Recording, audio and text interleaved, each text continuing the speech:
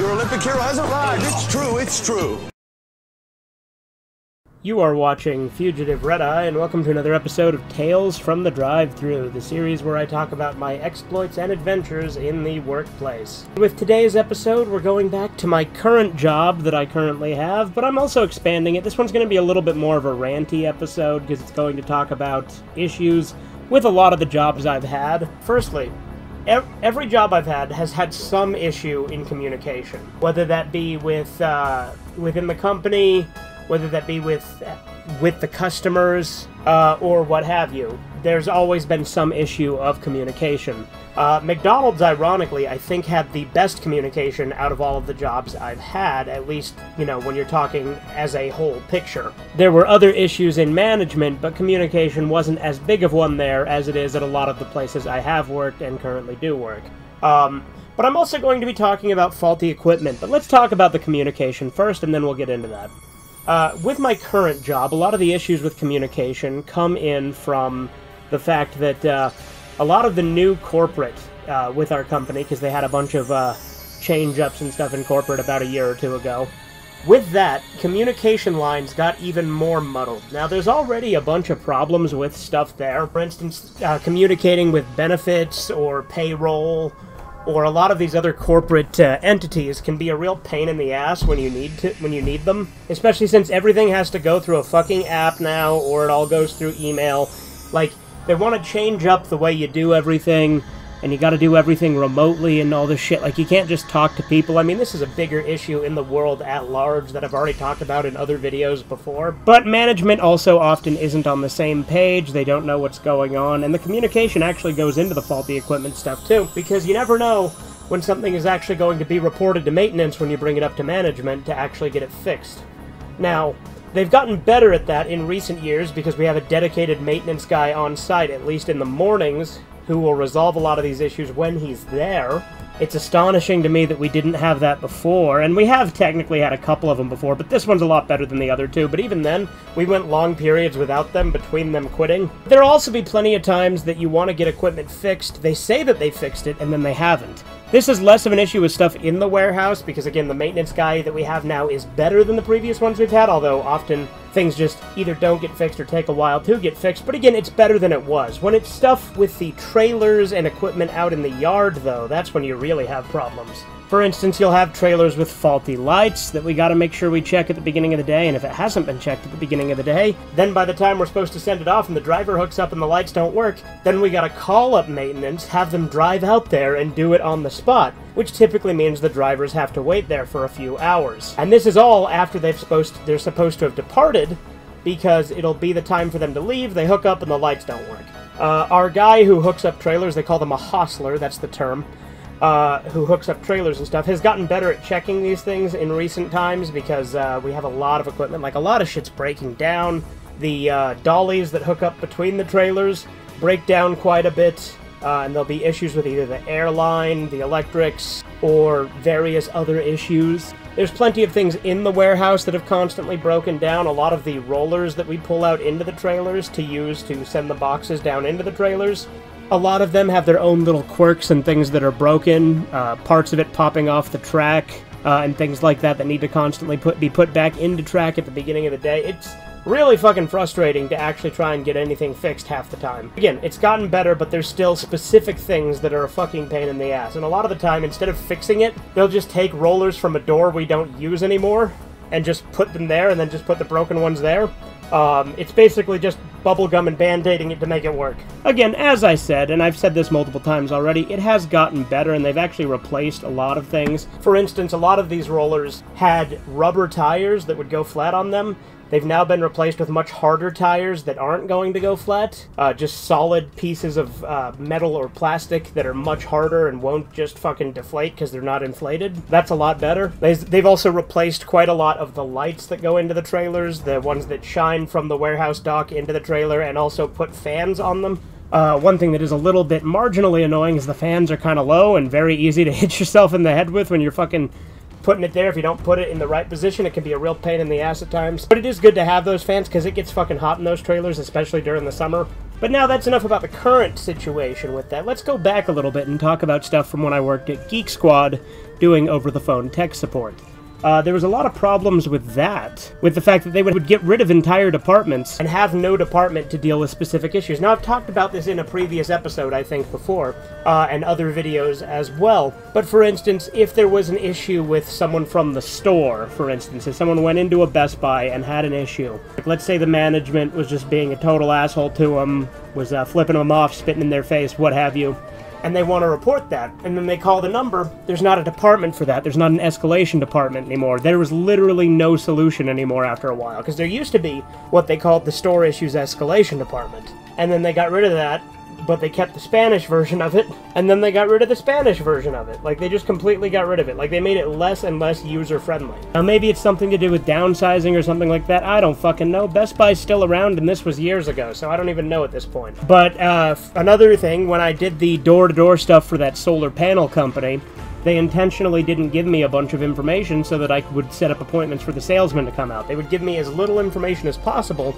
so that I could just be like, oh, I'll set up a guy to come give you that information, you know, not ever acknowledging that it's a salesman. They called them energy consultants. It was a bunch of bullshit. And a lot of these communication problems have arisen at every job I've had. You'll run into these things and faulty equipment and things like that. I know a lot of the other facilities of my job have better equipment than the ones we do.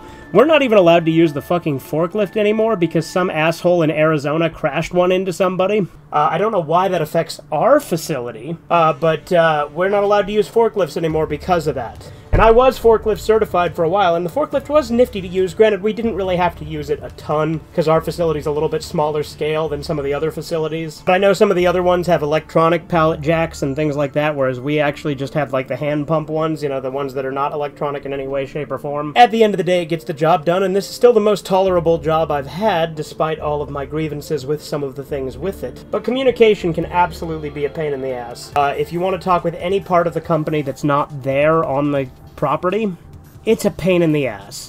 If I have issues with my hours and things like that, it all has to go through email, and I get it, you know, they're not there, but I hate having to send off my own emails to do it instead of having management fix it. For instance, there was one of the holidays that they didn't give me holiday pay. I don't remember which holiday it was. It was a few months back. It was probably July 4th. But they didn't give me the holiday pay for it, the time and a half or double time, whichever it was, I don't remember. So I had to email them. They fixed it the next check. They put those hours on the next check. But it was still a nuisance to have to send that email off. But again, it happens. Those kinds of things happen. But if you need workers' comp, that's a pain in the ass, too. Like, companies, basically every company you work for is going to go out of their way to make that as difficult as possible. I've never had to use workers' comp myself, but I know people who have, and they get the runaround a lot. Now, obviously, they'll still get it after jumping through a bunch of hoops, but it's a pain in the ass. Or, there's a friend of mine who was a full-time employee that recently got made into a part-time employee because he wasn't averaging 30 hours per week. And so they took away his ability to get benefits after he had already applied and enrolled in them, and took away his ability to use his vacation time and shit like that. It's a whole pain in the ass. Again, not something that I've ever had to deal with, because I work consistently 30 or more hours a week. I work plenty. But this friend of mine at his job didn't quite get that. But that is something companies can do, is just revoke your full-time status, which is kind of crazy when you think about it, without even fucking telling you or warning you about it. But there's also issues with the way that we send out sets. There's all sorts of communication things when it comes to how to do a triple set and things like that. I think largely a lot of the problem was a driver we had for a while refused to take them if he didn't get documentation in a specific way that was different than the way we did it. And it was a whole big pain in the ass to add a whole extra layer to it. But then on top of that, there were other issues that arose, and he would be very particular about a bunch of other little things. And I also understand being particular when you're taking a set of 3 trailers, you know, across multiple states. I get it. I get that can be something you'll definitely want to make sure you are all good to go and won't have any issues with the fucking Department of Transportation. But this guy was kind of a pain in the ass in a lot of ways. But some of the things he said, I'm not sure how true they were, but there were things that he said that made it sound like there was a lot of shit that wasn't done correctly. But then again, he's the only one who ever ran into this problem to any extent, so I don't know. Once that guy got fired, because he did get fired because he was refusing to take triples, although the thing is, he said, oh, I'll take triples any day as long as they meet this criteria, and would constantly insist that. But ultimately, that criteria became harder and harder to meet. Because he would say that the trailers need to be this specific weight, and it needs to be weighed this specific way, and these specific things need to be done, and it was a whole big mess. But then that driver got fired, and we got another driver back who hasn't had any problems. So, I don't know. I guess issue resolved. I guess it was a driver issue, but again, all this shit is way above my pay grade, so I don't know exactly what the procedures are, obviously, on some of these things. I know the parts that I'm involved in, the procedures that I'm involved in, and that I have to be a part of. But anything after it leaves that lot, or any of the technicals and shit like that for when they're on the road, is obviously something that I'm not informed on. You know, other than to the extent that I need to be. So obviously a lot of this shit goes way over my head, and it gets really fucking irritating sometimes with this overcomplication and lack of communication and everybody being on a different page. Another one that would be an issue with communication problems would be back when I worked at the newspaper agency. The trucks would come in late, which would delay the delivery, and then you'd get docked from your pay for the deliveries being late.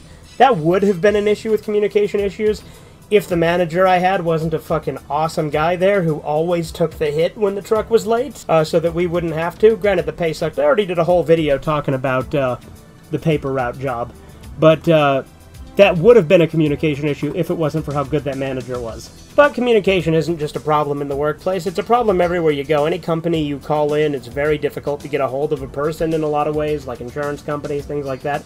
I've already talked about this in a couple of videos, but the fact that everything's done through automation now is really frustrating. Hell, when I went to see Terrifier 3, which there will be a review coming up for that soon, there wasn't even anyone to buy tickets from. You had to do it all on a fucking kiosk, which means they couldn't take cash, which granted wasn't an issue for us anymore, but again, I didn't have a debit card until 2020 because I bought everything with cash and just used an ATM card. And again, there are ups and downs to both of these methods, obviously. Having to have the cash on you is more of a risk to have it taken.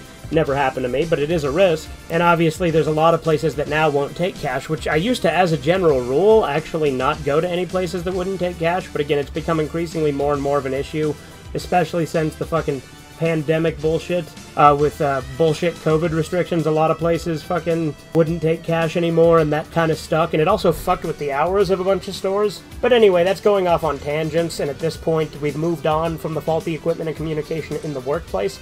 But this communication problem is a problem everywhere, and I imagine that most businesses have similar issues with communication and faulty equipment. So that's all I really had to say. I hope you enjoyed. Have a good one. Toodles. You can call me Charlie, but do not call me late when there are scones about. It's a little British humour. Subscribe to Fugitive Red Eye.